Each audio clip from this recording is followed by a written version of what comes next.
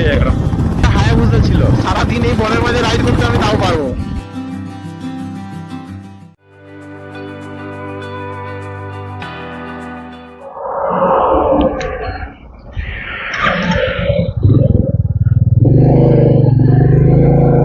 তো বন্ধুরা, আমাদের কলকাতা ট্রিপ শুরু হয়ে গেছে আজকে। এটা আমার প্রথম ব্লগ, যেটাতে আমরা বাঁকুড়া থেকে কলকাতা যাচ্ছি। বেরোতে অনেকটা খানি লেট হয়ে গেল আমাদের। 10টায় বেরোনোর কথা ছিল, 12টা বাজে।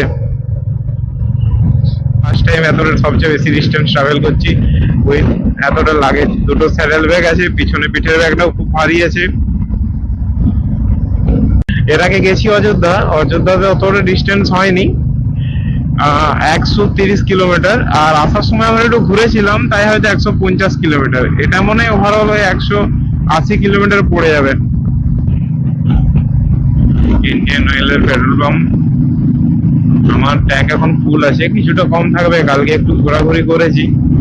আমরা একটু আগে ওন্দা পেরোলাম, এরপরে বিষ্ণুপুর, তারপর পড়বে জয়পুর জঙ্গল, যেটা হয়তো তোমাদের খুব সুন্দর দেখতে লাগবে। আমরা দুর্গাপুর এক্সপ্রেসওয়ে দিয়ে যাচ্ছি না, আমরা যাচ্ছি এটা বিষ্ণুপুর, কতুলপুর, আরামবাগ এই রাস্তাটা হয়ে। এটা শর্টও হয় আর এক্সপ্রেসওয়েটা ধরতে হয় না। তোমরা যদি কোনো কেউ মনে করো যে আমরা দুর্গাপুর এক্সপ্রেস হয়ে যেতে চাই না, আরামবাগ হয়ে যেতে চাই, তো তোমরা এইদিকে হয়ে যেতে পারো, ভালো। তোমাদের রাস্তাটা অনেকটা কম পড়বে, মোটামুটি 20-30 কিলোমিটার তো মনে কম পড়েই। মেটিওরে ক্রুজ করার মজাটাই আলাদা। এখান থেকে আমরা লেফটে বেঁকে পড়বো। এখানে একটা ছোট্ট টানেলের মতো আগে যে আছে, দেখতে পাবে তোমরা। ওটার উপর দিয়ে ট্রেন যায় আর আমরা নিচ দিয়ে পেরিয়ে যাব। পুলিশ দাঁড়িয়ে আছে এখানে।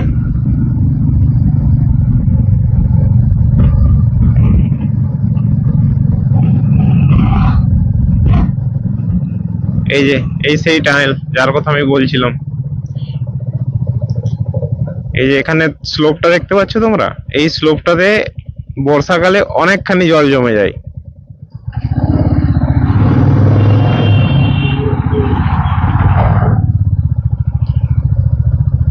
স্টেবিলাইজেশনটা ফোনের অন করা নেই, তার কারণ হচ্ছে স্টেবিলাইজেশন অন করলে ওয়াইড অ্যাঙ্গেলের ভিউটা একটুখানি কমে যায়, তাতে করে প্রপার ওই সামনের আকাশের ভিউটা ভালো দেখা যায় না।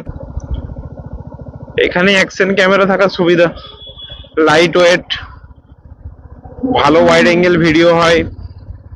কিন্তু আপাতত এই দিয়েই শুরু, ভবিষ্যতে ভাবনা চিন্তা করে দেখা যাবে। আমরা বিষ্ণুপুর ঢুকছি। বিষ্ণুপুর মানে পোড়ামাটির মন্দির, মন্দিরের শহর, খুব বিখ্যাত। তোমরা চাইলে এসে ঘুরে যেতে পারো। দেখেছো, এই কুকুর হইতে খুবই সাবধান। আর একটু পরেই আমরা জয়পুর জঙ্গল ঢুকবো, তখন তোমরা ওই ফরেস্টের বিউটিটা ফিল করতে পারবে। এখানে অনেকগুলো রিসোর্ট আছে, তোমরা নাম শুনে থাকবে। বনলতা আছে, বনফুল আছে। সারাদিন এই বনের মাঝে রাইড করতে আমি তাও পারবো। শুরু হচ্ছে জয়পুর জঙ্গল।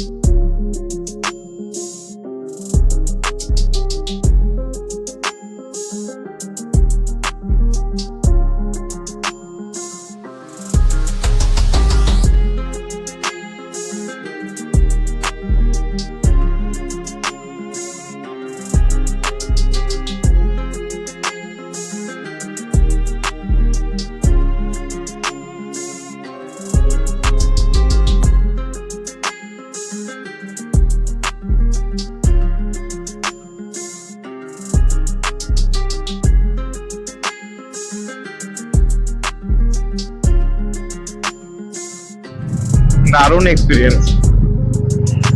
কোনোদিন পারলে বাইক নিয়ে জয়পুর জঙ্গলের মধ্যে যাও, সব স্ট্রেস ডিপ্রেশন রিলিফ হয়ে যাবে।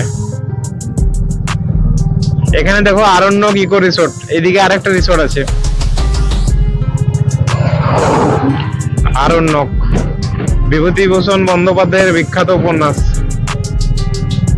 পড়ে দেখো, খুব সুন্দর।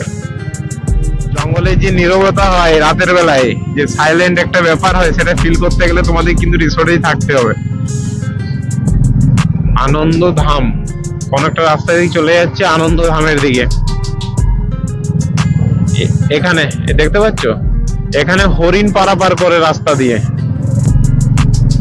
কথাটা হয়তো একটু অন্যরকম হলে আরো ভালো হয়, যে হরিণ রাস্তা দিয়ে পারাপার করে না, আমরা হরিণের রাস্তা দিয়ে পারাপার করছি জঙ্গল কেটে রাস্তা বানিয়ে। সামনে আসছে খুব সম্ভবত হোন্ডা CB350।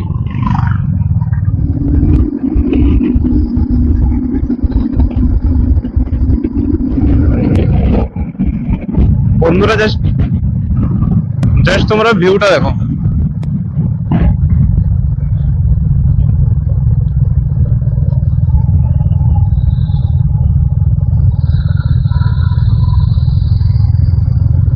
কি অসাধারণ না?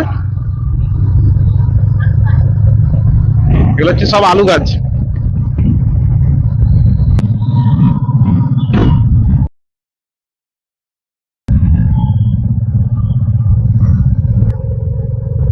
এই ব্ল্যাক কালারের যেটা পেরিয়ে গেল ওটা হায়াবুসা ছিল, ভিডিওতে ক্যাপচার হয়েছে, দারুণ দেখতে ছিল। ব্ল্যাক ভুসা দেখেছো? কোনো ইন্ডিকেটর নেই, কিচ্ছু নেই, হঠাৎ করে সামনেটাই বেঁকে গেল।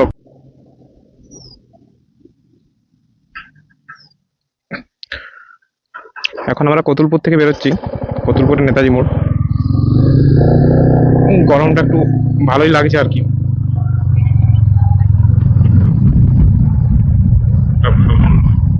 রাস্তায় প্রচুর খাল রয়েছে, একটু দেখে শুনে চালাতে হচ্ছে।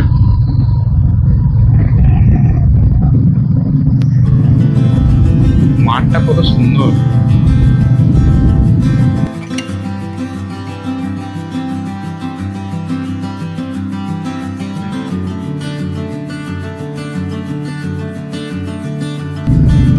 এখানের মাঠগুলোর মধ্যে একটা জিনিস লক্ষ্য করছো তোমরা, আমাদের ওখানে দুটো মাঠের মধ্যে যে ডিভাইডার থাকে, যেটা গোদা বাংলায় আর বলে আর কি, সেই আর কিন্তু এখানে খুব ছোট ছোট, মানে বুঝতেই পারবে না যে মাঠগুলো সেপারেট সেপারেট করা আছে বলে,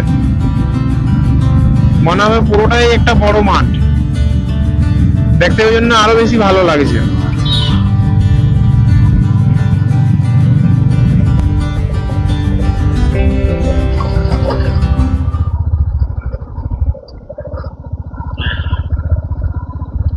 सुपर वाइब्रेशन वाला बम्पर।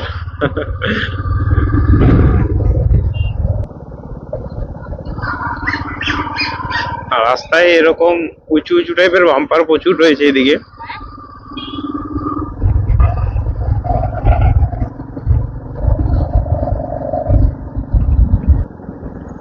সাদা কালারের অ্যাম্বাসেডর এখন আর দেখতে পাওয়া যায় খুব কম।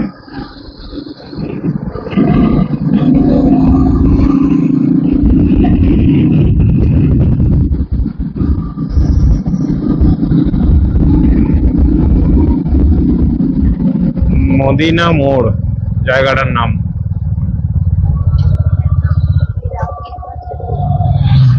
Z900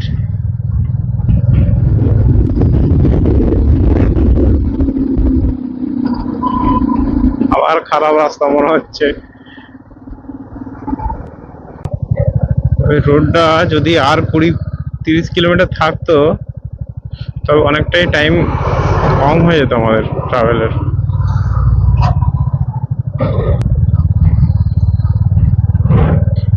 এই রাস্তাটা কত দূর এরকম খারাপ আছে কি জানি।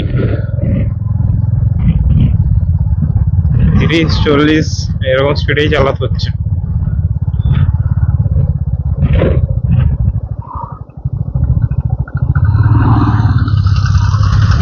এই ঠেলাগুলোর পিছনে চেপে যেতে ভারী মজা।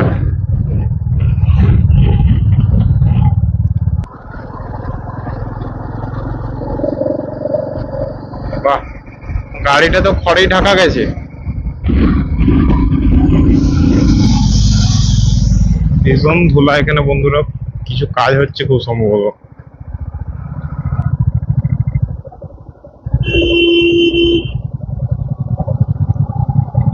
ক্লাসিক 350 ওল্ড ইঞ্জিন, যেটা আগে চলতো।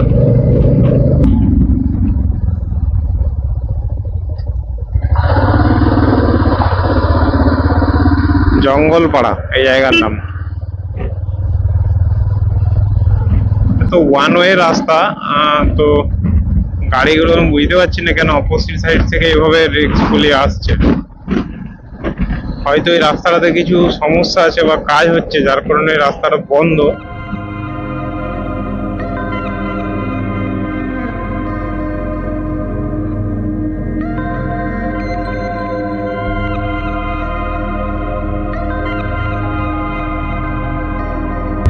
খুব সুন্দর লাগে জায়গাটা।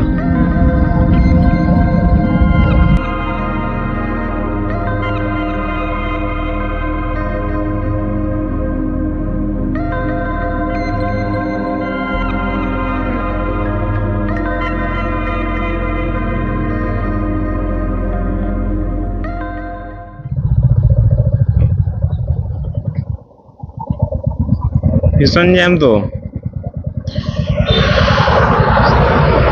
সামনে দেখতে পাচ্ছ একদম পুরো জ্যাম। আমরা এখন সিয়াশালার মধ্যে দিয়ে যাচ্ছি।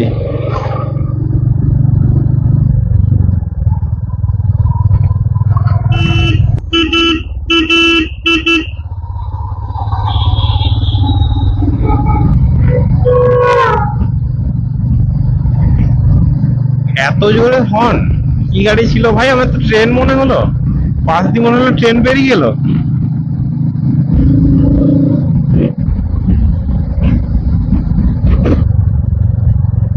Kolkata 22 kilometre, Howrah 14 kilometre.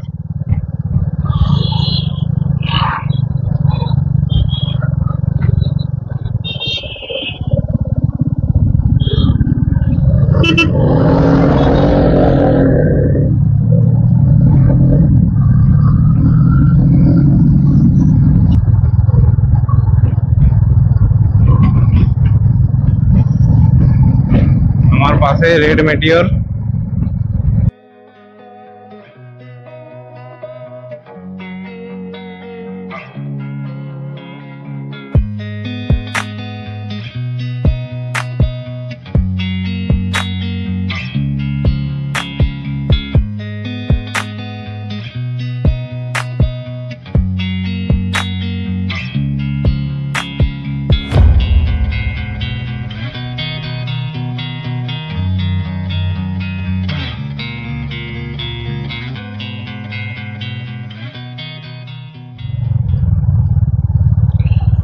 মহিষাথানের bridge.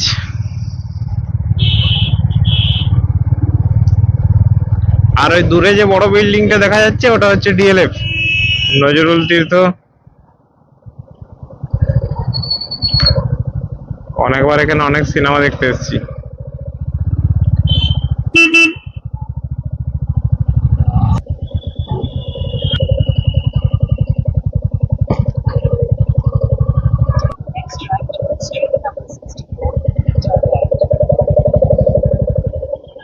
আমরা ফাইনালি নিউ টাউন চলে এসেছি, দেখতেই পাচ্ছ তোমরা। এটা হচ্ছে নজরুল তীর্থ, কেএফসি, ডিএলএফ বিল্ডিং। ওকে, চলো আজকের মতো টাটা।